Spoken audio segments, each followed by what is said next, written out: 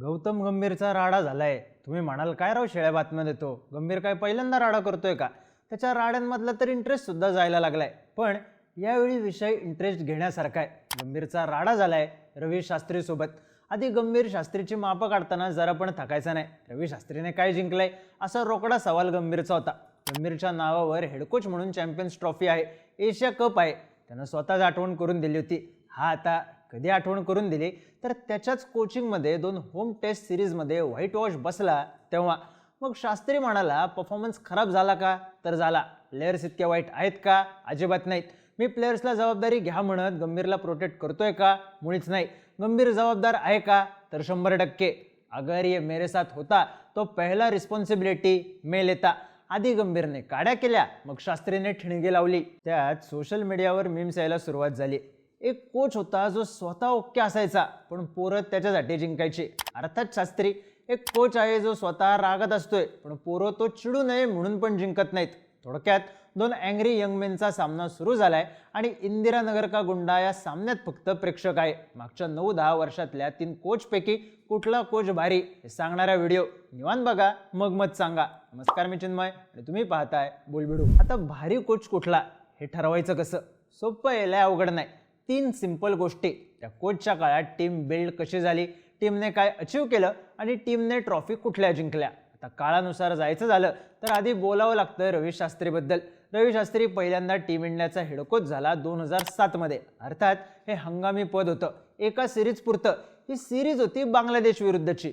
पण महत्त्वाची गोष्ट ही होती की ही सिरीज भारताने 2007च्या वन डे वर्ल्ड कपमधून ग्रुप स्टेजमधूनच एक्झिट घेतल्यावर आली होती. प्लेयर्सचे फोटो जाळलेले, घरावर दगडफेक झालेली, डिस्टर्ब झालेल्या प्लेयर्सला आधार द्यायला एक माणूस पाहिजे होता. बीसीसीआयने तो निवडला, रवी शास्त्री. असो, हा रवी शास्त्रीला मिळालेला बोनस पॉईंट. आता फुल टाइम हेडकोच म्हणून काय कमावलं आणि गमावलं हे बघू. रवी शास्त्री 2014 ते 2016 या काळात टीम इंडियाचा हेडकोच कम डायरेक्टर होता. ही टर्म त्याला मिळाली होती 2014च्या इंग्लंड टूरमध्ये बेकार हारल्यानंतर. मग 2017 ते 19 आणि 2019 ते 2021 अशा सलग 2 टर्म रवी शास्त्रीला मिळाल्या. आता या काळात टीम बिल्ड कशी झाली तर शास्त्री कोच झाला तेव्हा त्याची आणि कॅप्टन धोनीची जोडी जमली. त्यानंतर कोहली आणि शास्त्री या जोडीने कहर केला. पण मेन म्हणजे बुमराह, सिराज, हार्दिक, पंत असे कित्येक प्लेयर्स पुढे आले. पण मेन म्हणजे भारताच्या पेस बॉलिंगची समोरच्या टीमला भीती वाटावी असा सेटअप उभा राहिला. भाड में गया पिच, 20 विकेट्स निकालना है असं म्हणणारा कोच होता. कोच आणि प्लेयर्स यांच्यात राडा झाल्याची एकही बातमी आली नाही. उलट कोच शास्त्री आणि कॅप्टन कोहली हे डेडली कॉम्बिनेशन तयार झालं होतं. टीम बिल्डिंगच्या बाबतीत विषय जमला होता. दुसरा विषय अचिव्हमेंटचा. 2015चा वन डे वर्ल्ड कप, 2016चा T20 world cup team India सेमीफायनलला गेली.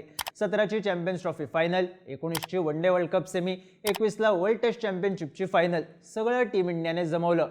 पण मेन अचिव्हमेंट कुठली असेल तर ती म्हणजे ओव्हरसीज टेस्टमध्ये तयार केलेला दबदबा. 2018-19 मध्ये टीम इंडियानं ऑस्ट्रेलियात जाऊन टेस्ट सिरीजमध्ये हरवलं. हा तुक्का नव्हता हे सिद्ध करत 2020-21 मध्ये पुन्हा हरवलं. त्यात यावेळी पहिल्या मॅचला टीम इंडियाचा 36 ओव्हर ऑल आउट झाला होता. शेवटच्या टेस्टमध्ये तरी टीम इंडिया नेट बॉलर्स घेऊन खेळली पण जिंकली.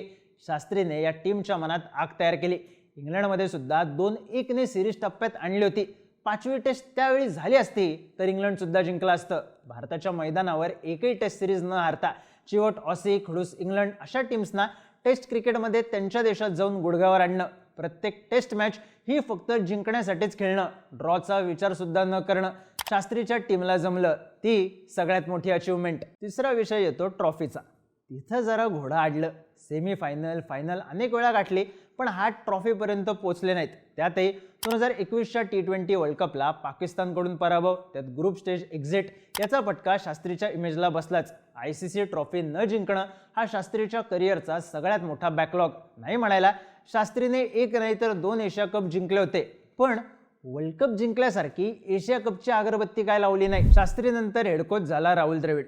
तर द्रविडकडे सुद्धा एक बोनस पॉईंट होता. मेन टीम इंडियाचा हेडकोच म्हणून काम करण्याआधी द्रविड अंडर-19 आणि इंडिया ए टीमचा कोच होता. त्यामुळे द्रविडने एक पिढी घडवली होती. इंडियन टीमला कोच करण्याचा अनुभव होता.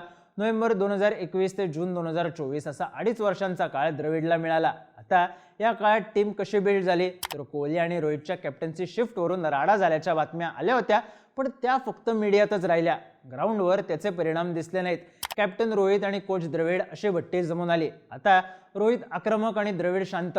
पण या दोघांनी कोहली शास्त्रीच्या अटॅकिंग स्टाईलचा पॅटर्न कायम ठेवला. नुसता कायम न ठेवता त्यात भर घातली. टीम बिल्डिंग बद्दल फार बोलायची गरज नाही.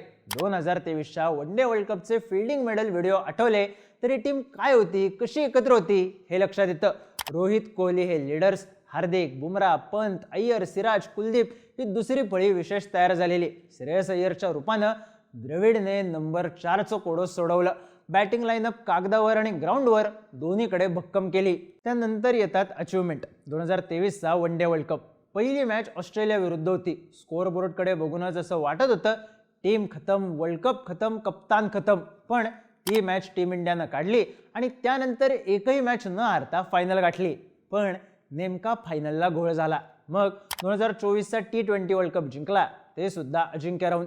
सलग 2 ICC टुर्नामेंट्समध्ये द्रविड आणि रोहितने फक्त एक मॅच हारली. कॅप्टन बदलल्यावर सुद्धा टीम निवांत ठेवणं आणि होम डॉमिनन्स कायम ठेवणं ही द्रविडच्या टीमची खासियत. अर्थात अचिव्हमेंटच्या लिस्टमध्ये काही बॅकलॉग सुद्धा आहेत. साऊथ आफ्रिकेत हातात चान्स असताना गमावलेली सिरीज, इंग्लंडमध्ये गणलेला विषय, आफ्रिकेतल्या पराभवाला तर द्रविड स्वतः लोवेस्ट पॉईंट म्हणाला होता.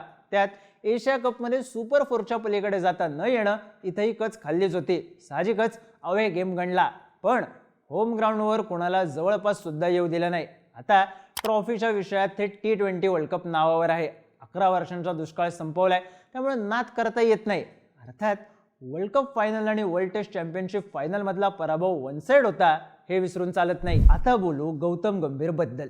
गंभीर कोच झाला भारतानं T20 वर्ल्ड कप जिंकला होता तेव्हा. वनडेमध्ये टेम्पलेट सेट झालेलं. T20मध्ये टीम चॅम्पियन होती आणि टेस्टमध्ये हे डॉमिनन्स होता. पण साधारण 1.5 वर्षात परिस्थिती बदलली. टीम बिल्डिंगच्या बाबतीत काय झालं तर सिनियर्सला रितसर एक्झिट प्लॅन आखून दिल्याची चर्चा झाली. कारण आर अश्विन, रोहित शर्मा, विराट कोहली, चेतेश्वर पुजारा अशा लाईनची टेस्ट रिटायरमेंट आल्या. अजिंक्य रहाणे, ईशांत शर्मा आणि मोहम्मद शमी यांची नावं टेस्ट सर्किटमधून बाजूला झाली. रोहित गेल्याने टेस्टमध्ये शुभमन गिल कॅप्टन झाला. त्यात वनडेमध्ये रोहितच्या नावावर कडक रेकॉर्ड होता, पण त्याच्याही जागी गिल कॅप्टन झाला. T20मध्ये हार्दिक पंड्या कॅप्टन्सीच्या रेसमध्ये होता, पण तो बाजूला होऊन सूर्या कॅप्टन झाला आणि इथं गिल रेसमध्ये नसतानाही व्हाईस कॅप्टन. मग साहजिकच सिनियर ज्युनियरमध्ये झाली नसली तरी सिनियर आणि मॅनेजमेंटमध्ये दरी निर्माण झाली. गंभीरला कोचिंग स्टाफ म्हणून सगळा त्याच्या आवडीचा लॉट मिळाला, पण तरी डाव निसटला. त्या टीम बिल्ड करताना गंभीरने प्रचंड प्रयोग केले. स्टारडम नको म्हणून सिनियर्स बाजूला केले आणि ज्युनियर्सला ओझं झेपलंच नाही. मग येतात achievement. Champions trophy one side जिंकली, पण टेम्पलेट द्रविड रोहितच्या काळात तयार झालं होतं. टीम एफर्ट असला तरी कोहली, रोहित, अय्यरचा परफॉर्मन्स विसरता येत नाही. एशिया कप जिंकला, पण तिथे काय फाईट नव्हती. होम ग्राउंडवर बांगलादेश आणि वेस्ट इंडिजला टेस्टमध्ये हरवणं याला अचिव्हमेंट कसं म्हणायचं? हां, एक गोष्ट जमली, ती म्हणजे इंग्लंडसोबत ड्रॉ करणं, ते सुद्धा यंग टीमला सोबत घेऊन. पण ती सिरीज सुद्धा हातून गेलीच होती. वाचवलं होतं सिराजच्या त्या खतरनाक शेवटच्या स्पेलने. अवे गेम्समध्ये ना इंग्लंडमध्ये सिरीज मारता आली आणि ना ऑस्ट्रेलियात. त्यातही ऑस्ट्रेलियात बॉर्डर गावस्कर सिरीज हारल्यानं 10 वर्ष अपराजित राहण्याची स्ट्रिक तुटली. श्रीलंकेविरुद्ध वनडे सिरीज गमावणं, 2 वेळा होम टेस्ट सिरीजमध्ये व्हाईट वॉश सहन करणं, 408 रन्सने पराभव स्वीकारणं, या निगेटिव्ह गोष्टी गंभीरच्या कॉलममध्ये सध्या तरी भरल्यात.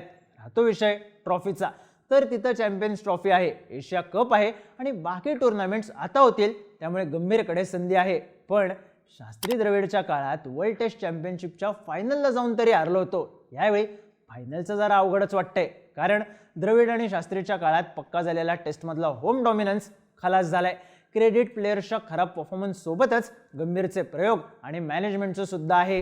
आता फायनल निष्कर्ष काढताना एक मुद्दा येतो, तो म्हणजे रवी शास्त्रीला 7 वर्ष, द्रविडला 2.5 वर्ष आणि गंभीरला आत्तापर्यंत 1.5 वर्षांचाच वेळ मिळालाय. त्यामुळं गंभीरला थेट जज कसं करायचं? काळ बदलेल की. पण शास्त्रीनं 7 वर्ष होम ग्राउंडवर कोणाला डोकं वर काढू दिलं नाही.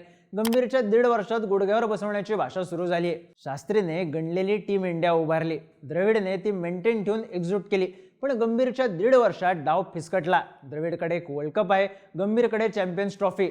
शास्त्री भले वर्ल्ड कप जिंकला नसेल, पण त्याच्याकडे टीम होती जी त्याच्यासाठी आगीवर सुद्धा चालायला तयार होती.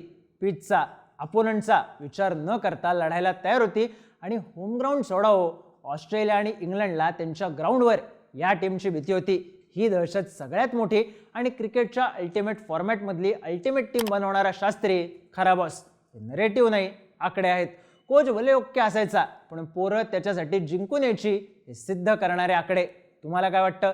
गंभीर, द्रविड की शास्त्री, भारी कोच कोण? तुमची मतं आणि प्रतिक्रिया कमेंट करून नक्की सांगा. आणि क्रिकेटबद्दलचे इंटरेस्टिंग व्हिडिओज पाहण्यासाठी बोलबिडूच्या यूट्यूब चॅनलला सबस्क्राईब करायला विसरू नका.